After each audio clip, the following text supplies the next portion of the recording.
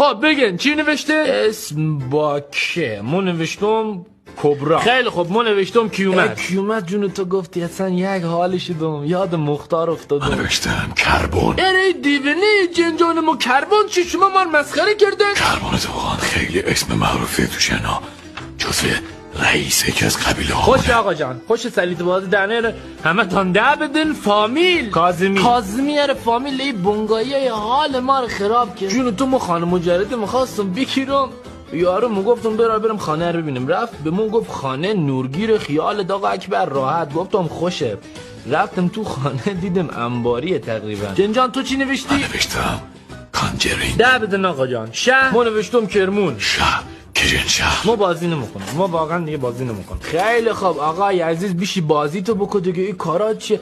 تا همه سوز نده دیگه چرت پرت مینویسی. خیلی خوب آقا.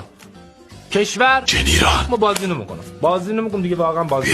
بیا شوخی کرد سود ناراحت میشه. ما هم سن تویم، هم وزن تویم، هم جنس تویم. پس گو بخوری با ما شوخی میکنیم. ما نمیدونم کی به روی خندید و ما